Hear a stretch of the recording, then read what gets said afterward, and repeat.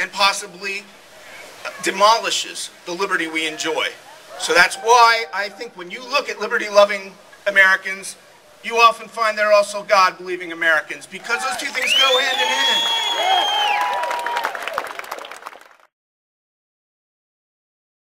Release those hospital records, and then we can move forward. Let me close with some comments about one thing that I don't think received quite enough attention in the Tea Party movement, but I know it's one that all of you consider important, and that is the issue of the United States' role in the world. All of us have watched as the brave Iranian people have stood against this dictator in Tehran. We stand with those people, not with this tyrannical government. And at a moment when this government and this country face a real significant serious threat in the deployment and in the development and deployment of nuclear weapons in Pyongyang, in Tehran, this administration is cutting missile defense. Now is the time to increase the defense of this nation, not to reduce it. And the final point is this.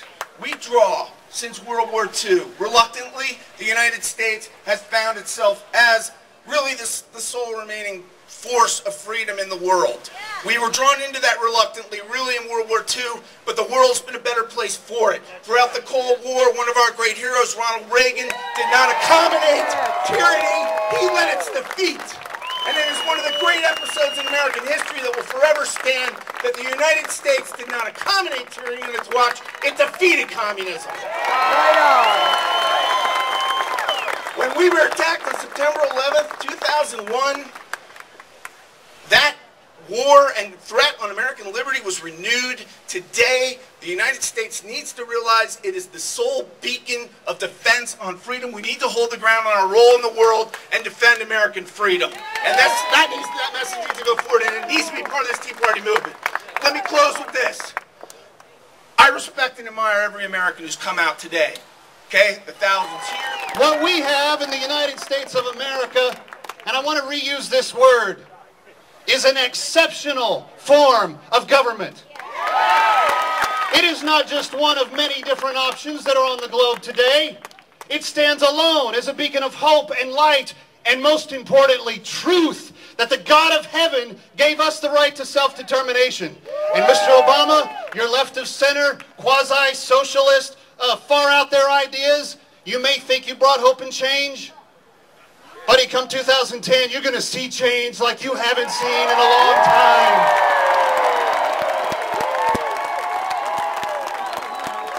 Let me just say a couple of things about our president. I was the first pundit in America to predict that he would be president. I begged in my syndicated column when I wrote it, I begged everyone's forgiveness because I wanted to be wrong badly.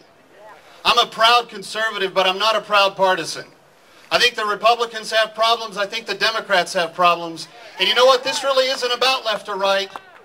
It's about what is right and wrong. We cannot continue to operate in a society where we spend more than we have the capacity to earn. You can't do that for your family. If you do that, someone will come and take you and put you in a place you don't want to go. And yet, for some reason, if there's a small D that follows your name in that building or in the one at the other end of the mall, you're given a pass on it. Let me just do a little survey here.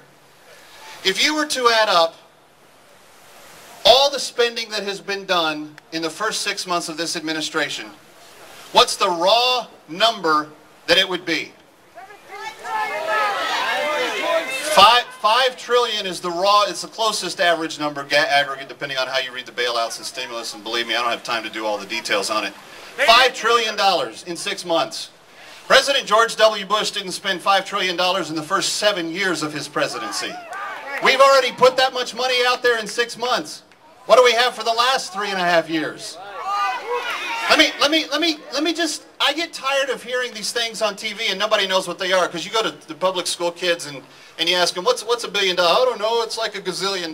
We have no idea what those words mean, so let me put some hard pictures in front of you for it. If you were to spend $1 million a day from the day that Jesus Christ was born on this planet till this very day, you would not have spent yet fully $7.4 billion. Do you know how much money is left over in 5 trillion from 7.4 billion? Almost as much money as the rest of the nations used in our entire history. You could go to the moon and back stacking $1 bills multiple times until we gather a grasp of the concept of how huge this government has spent. And now the fact that our money is becoming meaningless, it doesn't stand for anything. You know, there's a little hamster-operated printer in the bottom of 1600 Pennsylvania Avenue that's just kicking out the new paper money all the time. It's deflating because there's so much that's going out there, and what's that going to do to prices for everyone that has to pay for anything, especially the poor? It's going to raise them on them. Now listen, there are some very clear solutions that have historically worked, and this administration is ignoring them. If you want to see economic recovery and if you want to create jobs faster and quicker and more effectively and raise the quality of life for everyone that you possibly can, cut the marginal tax rates! Make the marginal tax rates lower, make them permanent! But I got a better idea. How about we stop having a graduated tax program altogether? Why should I be punished if I work hard and achieve more? How about let's do this? Let's end the most discriminatory tax system on the planet. End it! As you guys are well aware, not very long ago, they passed the cap and trade bill. And you probably are also aware of this, that there were so many phone calls that came into the Capitol switchboard that it shut down the phones for 3 days. Well, let me ask you a simple question. Did it work?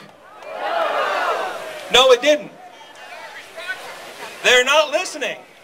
I've answered so many questions over the last few months about why are we marching. In fact, a lot of them have been about, why are you going to Washington, D.C., especially on July 4th?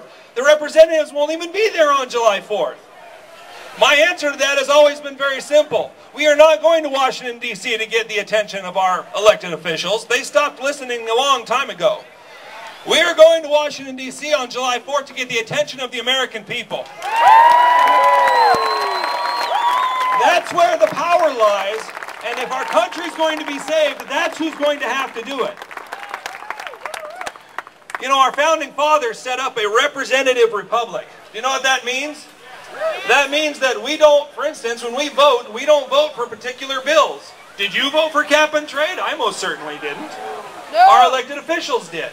And they designed a system that where our elected officials, once they get to Washington, enjoy a great deal of autonomy, of protection. And believe it or not, as much as we're complaining about that right now, we want it that way.